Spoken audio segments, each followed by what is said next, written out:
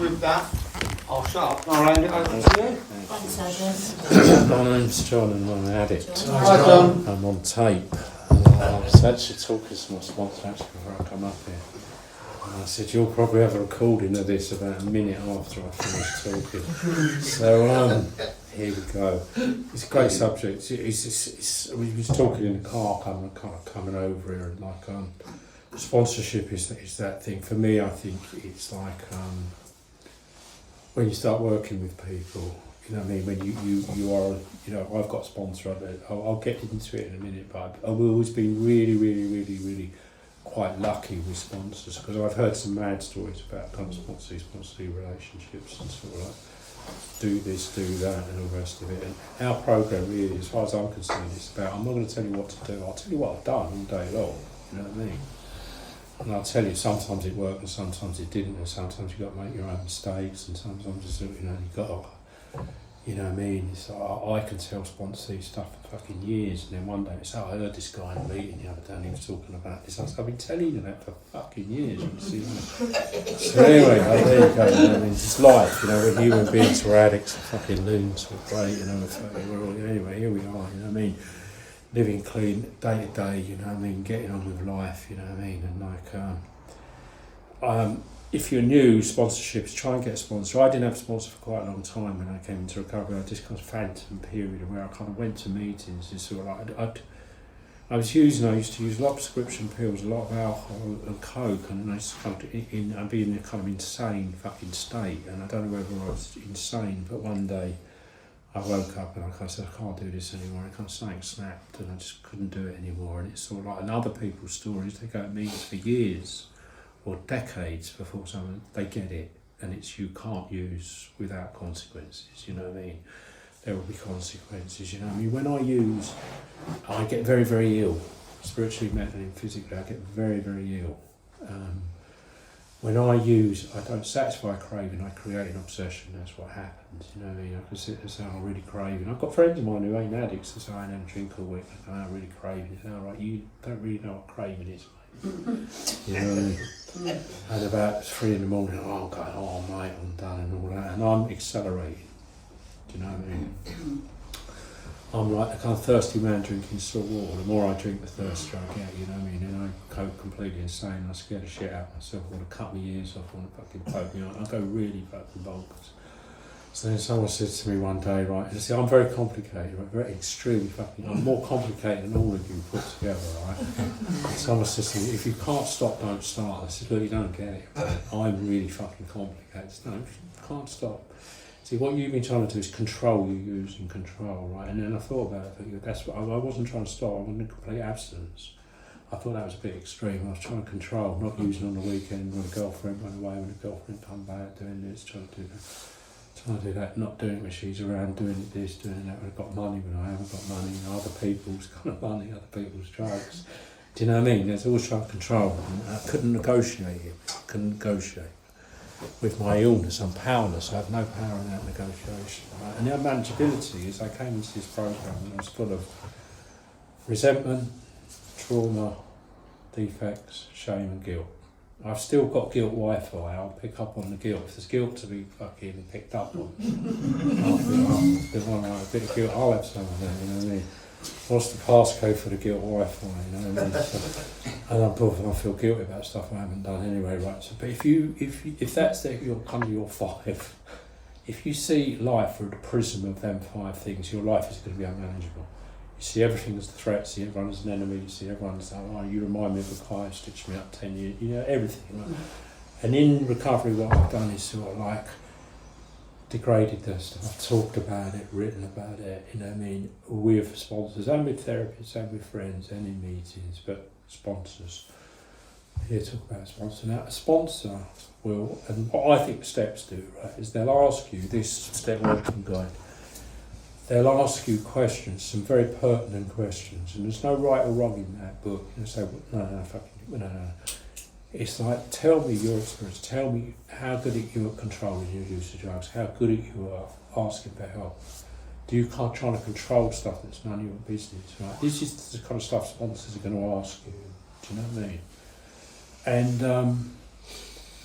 like I say, I kind of floated around the fellowships. I go to these fellowships, right, and I'd go to meetings in North London, and I'd have a Mac, and I'd have polished shoes, and everyone thought I was old Bill. And I was at a meeting not long ago, right, I was down in South London, and I had a barber running a big mad hat on and all that, and I was sharing. And they said to me, you look like undercover old Bill. 35 years later, you look like undercover old Bill. So that's my progression. My first sponsor was a guy called Mickey D, right? I used to meet this geezer, Mickey D, and he'd sit there. And Mickey, bless him, used to take piss out of me a lot, right? And he kind of, because I was very serious, very kind of quite intense, and had a lot to kind of. And I'd done a step 4, I'd read step 4. And I'd gone, it was in his treatment centre, I'd gone to treatments 20 months clean, 6 weeks in this kind of boot camp down in Wiltshire. I'd had a chair one time and they recorded it and the kid listened to it in the prison, and when he came out he said, oh, you're that guy, and I heard you, I said your CD in prison. Why was you in a wheelchair? And I said, I wasn't in a wheelchair, I was in Wiltshire. So when I was in Wiltshire, and I said, why did you pronounce that Wiltshire? I was in Wiltshire. Anyway, so I went there, then I went down to Brighton, and they said to me, oh, did you write step 4? I said, well, and I'd seen people fill in the form, and it looked like the form you fill in down the social, down the, for crisis line.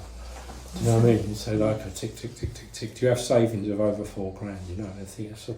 If I had savings of over $4,000, do you think, I'm trying to get 30 quid out of you before you shut? Do you think really begging you? Do you think, anyway, so by the by. And they said, find a sponsor and you need to do a step 4. And the woman went away and she'd done this jumbo pad, and she came out with this huge jumbo pad. I said, what's that? She said, write step 4 in. I said, oh, I ain't got any resentments, right? When I started fucking writing, it was the same way as I started using 1, I want 2. I thought of 2, and wrote down 2, I thought of 4. And before I knew it, as fast as I could write it, that fucker, fucking hated everyone, right? Hated everyone. And apparently I was trying to look, and one of my things was trying to look like a cool cat, but I was actually really fucking hateful person. But he talks about this, it's sort of like moving stuff out, and kind of unloading stuff, and unloading stuff, and unloading stuff.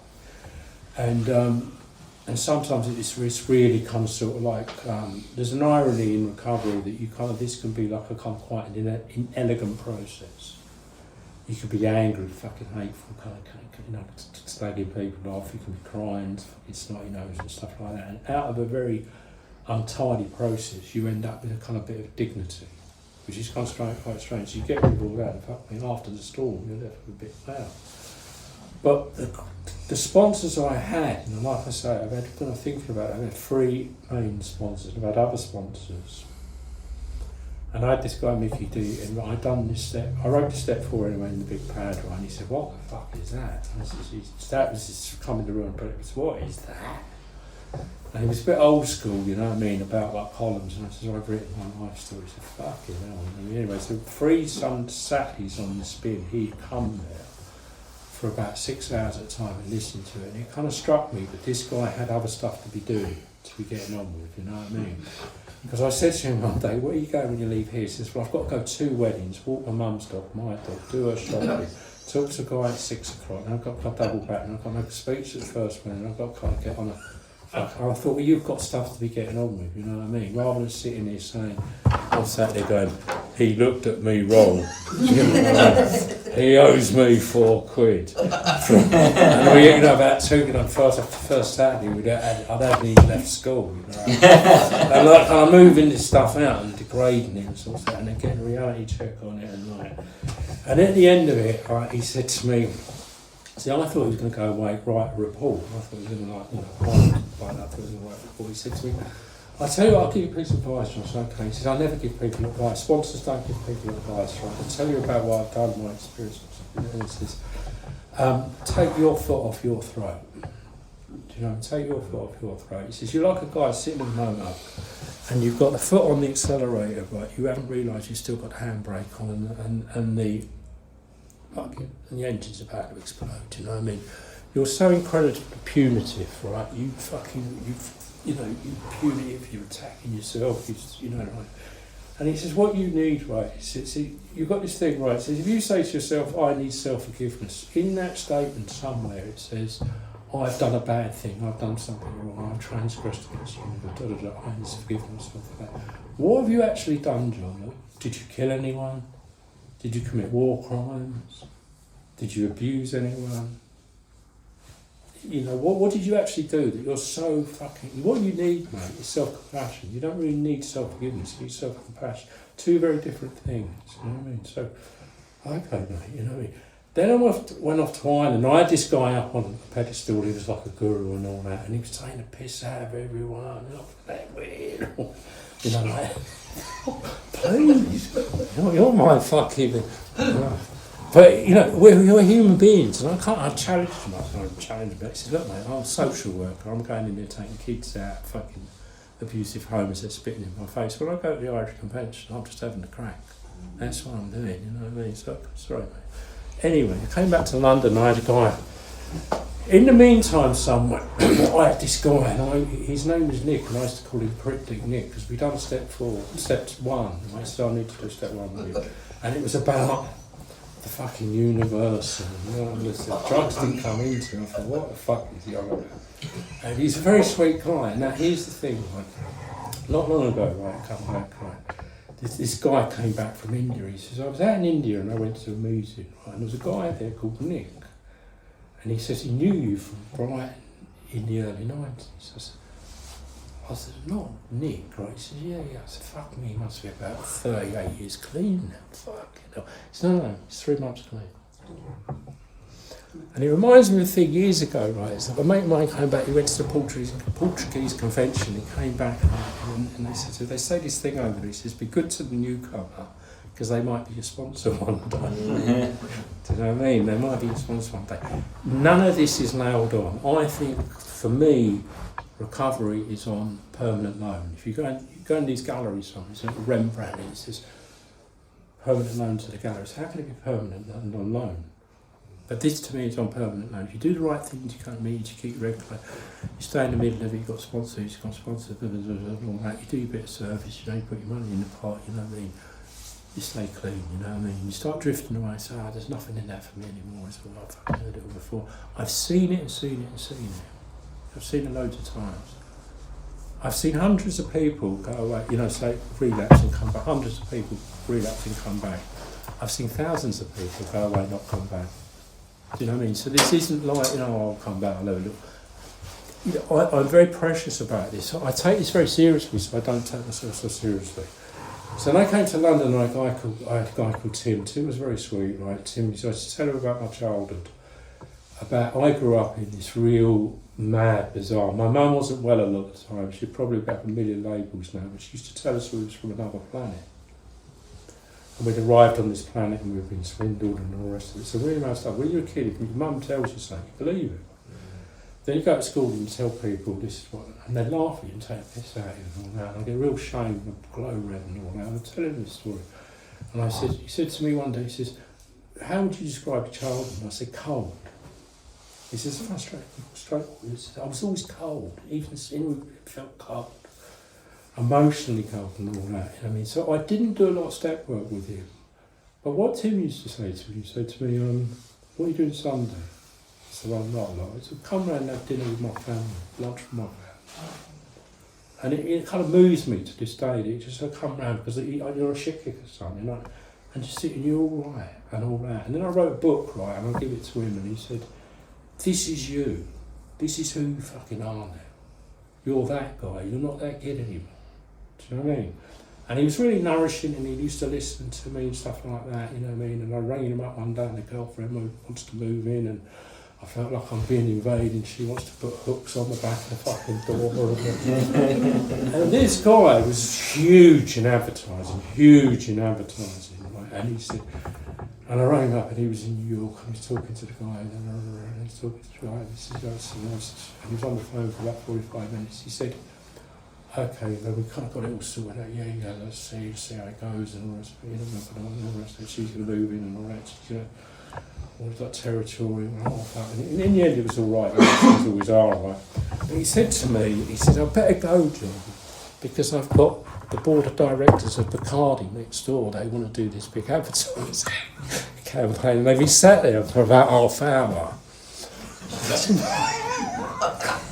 You know, where is this geezer? He's in the next room, mate. It's all about the geezer. And the hook's on the back of the door, and now she can bring her own coat hangers and all that. You know what I mean? It's fucking John's just fucking neurotic about it. But that was growth for me. And I thought, fuck, again, I thought, this guy's got something about it. There's an old thing people say, time is love, right? And if you spend time with people, it's love. I mean, you cook for people, love. You listen to them, it's fucking love, you know what I mean? It's sort of like, so anyway, I'm with a sponsor now. And he's the right sponsor at the right time. In many respects, out of all his sponsors, I'm 34 and a half years clean. I've got a deeper relationship with my sponsor now than when I was 4 years clean, when I was 4 months clean, because I kind of need him. It's all good.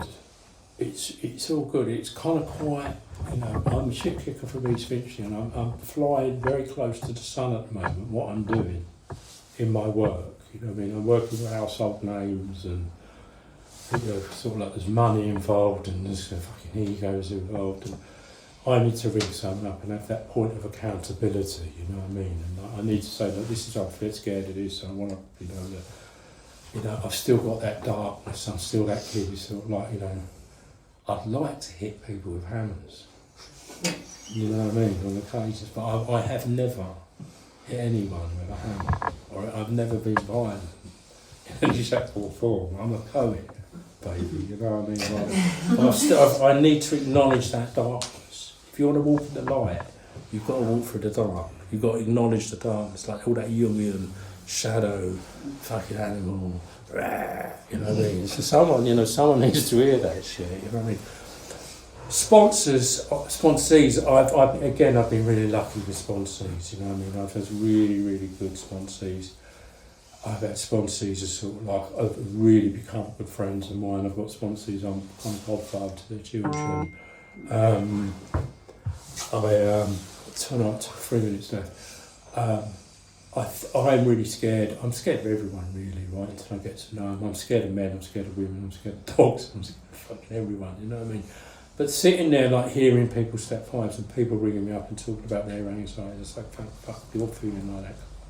I feel like that, and, you know, working with people and, you know, being in their lives, and, you know, because my family, you know, I never really had a family. I would have liked a family, but, you know, I come from a family where I think if you come from a family, it's a bit mad, you know what I mean? You're kind of always reluctant to have a family, and by the time I figured that out, it's a little bit too late. But anyway, I'm kind of part of other people's families, you know what I mean? And like, you know, but that intimacy is, if there is a payoff in recovery, we don't come here for a payoff. I think that the payoff is that kind of, it's kind of being around in people's lives and really being kind of integrated in what I'm scared of, and this sort of, you know, like, and kind of, I don't know, you know, like I say, you know, people ring me up and sort of like, and they talk about stuff, and, you know, I never say to you, you should do this, you should do that. It's just, strange enough, what this thing going on, it's about money, and it's about the business I'm in, and the geezers take the piss, he owes me some money and stuff like that. And I thought, what's the move here, right? And I've got a sponsor who's really good with money, and he's really good around business, right? So I rung the sponsor. I said, look, have you got time? I need a little chat. And he didn't get into it. We all meant to be my sponsor, it was all a bit fucking. But he kind of straightened my head out.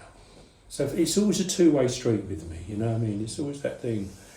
It's like, and so, you know, sponsorship is, you know, like, it's real lifeblood of recovery, you know. It's really like, kind of like,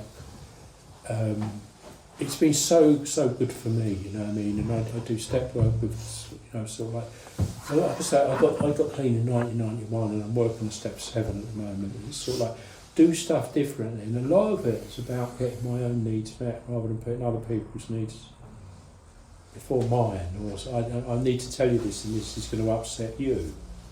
If I don't tell you this, it's going to upset me, and you know what I mean? And just say, I need to. And rather than just go in there and ask me out and say, you want to fight, we'll have a fight and all that kind of thing, you know, you want to row. Just say, look, I don't want to do this. Someone asked me to get into this business with him, and I kind of stuff. it's all a bit too vague and all a little bit not how I operate anymore. You know what I mean? It's all anyway. So, if you're new, you know we need you. We need people to kind of come. We need one another. You know what I mean? It's sort of like we just need one another. You know what I mean? It's like we need your energy. We need you to sort of just come here. You know what I mean? This works. Sometimes it's like difficult. Sometimes it's easy, sometimes you get a hang of it, you know what I mean? If you're on 30 days clean, people say I'm only 30 days clean. Take that only out of the sentence. Yeah. Do you know what I mean? Because 30 days clean is colossal, and I promise you when you start building up and you start waking up, it's a little bit like you've had flu bad, and one day you wake up and you don't realise you've got flu anymore, and you say, okay, I hadn't thought about using for a while. I used to fucking think first thing when I woke up. I didn't think about fucking using or the rest of it. And then, you know, but sponsorship is really like I say, you know what I mean, it's about, my mum had all this stuff going around in her head and she didn't need a good talking to, she needed a good listening to. Do you know what I mean? She needed to kind of sort of someone to sit down and say, what's going on, Mary? And she was just isolated with these two mad kids, feral kids, you know, playing on the railway, you know what I mean? Fucking, you know, just sort of like, you know, just real shit kickers, you know what I mean? Because this sponsor said to me, I'll finish on this, he said to me one time, he said, you know what I like about you, Thomas? What's that? He says, you're real extreme. I said, oh, okay. He says, you're like the real mad feral East Finchley kid. And you're like this sophisticated dude who buys his cologne German Street, you know what I mean? And his cashmere socks and all that. And he I thought, what the fuck am I meant to do with that? You know what I mean? And he said, no, I love you for it. That's what I fucking love about you. He says, but some people don't get that of where you come from. And you need to acknowledge where you've come from and what you do and how you behave, you know what I mean? Because everyone, you know, it's like, I'll leave it as final question. Right? So a sponsor said to me one time, and I asked people this, I say, would you like yourself as a friend? Would you like yourself as a friend? I say, yeah, I would like myself as a friend. I'd love to have friends like me. Because I'm a decent guy, I'm an honest guy. I'm probably over generous, I'm probably over loyal. But I'm a decent guy, you know what I mean? I make you laugh, you know, I look after you. If I see you struggling, I help you, you know. I'm that guy. I didn't come here to lie. I didn't come all the way to Braintree to fucking lie. I'm a nice guy, I'm a decent man, you know what I mean? A lot of that has been unloading stuff. And to be honest with you, as much as I've learned stuff in NA, I've unlearned stuff about myself. And that's as important, you know, you make fucking space on the hard drive for some new gear to come in, and that's what we do here, you know, we love one another. There's people I don't particularly, a couple of people I don't like in NA, but I love them. Do you know what I mean? There you go, I'll leave it there. Thanks for asking me, thanks for asking me. Takes off, right, send it to Miss Mum. Thank you very much.